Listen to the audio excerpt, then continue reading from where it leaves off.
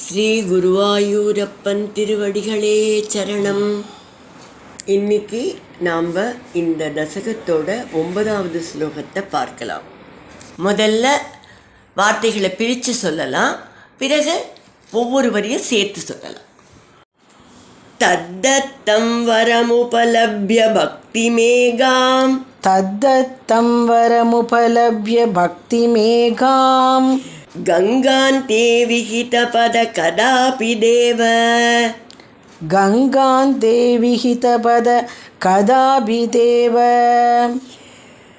சத்ரஸ்தம் முனி நிவகம் ஹிதானி சம்சன் சத்ரஸ்தம் முனி நிவகம் ஹிதானி சம்சன் ஐக்கிஷ்டாசனகமுகான் முனீன் புரஸ்தாத் ஐச்சிஷ்டாசனகமுகான் முனீன் புரஸ்தாத் தத்தம் வரமுபலப்ய பக்தி மேகாம் கங்காந்தே விஹித பத கதாபி தேவ தத்தம் வரமுபலப்ய பக்தி மேகாம் கங்காந்தே விஹித பத கதாபி தேவ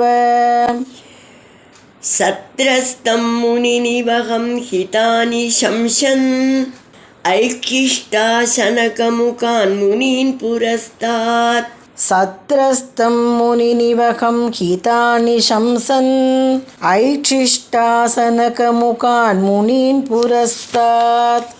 இப்போ நாம் இந்த ஸ்லோகத்தோட வார்த்தைகளை பிரித்து அர்த்தங்களை பார்க்கலாம்.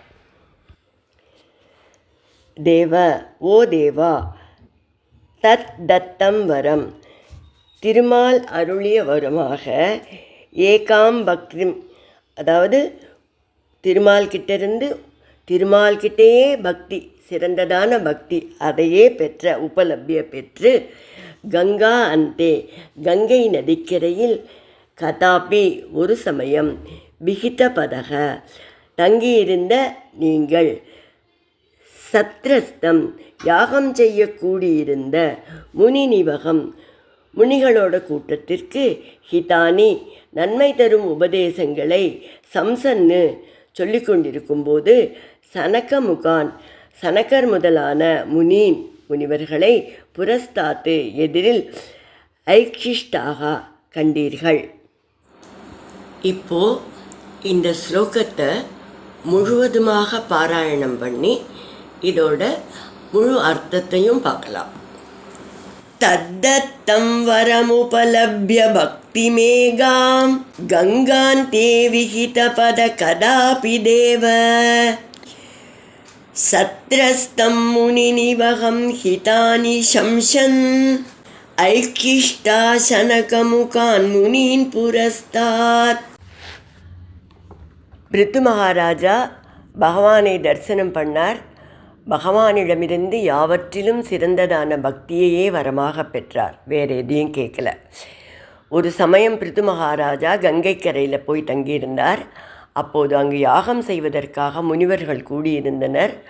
பிருத்து அவர்களுக்கு நன்மை தரக்கூடிய உபதேசங்களை எல்லாம் கூறிக்கொண்டிருந்தார். அப்போது சனகாதிகள் அங்கு வந்தனர். பிருத்துவும் சனகாதிகளும் சந்தித்து கொள்கிறார்கள். அப்போ என்ன நடந்ததுங்கிறத இறுதி ஸ்லோகத்தில் சொல்கிறார்.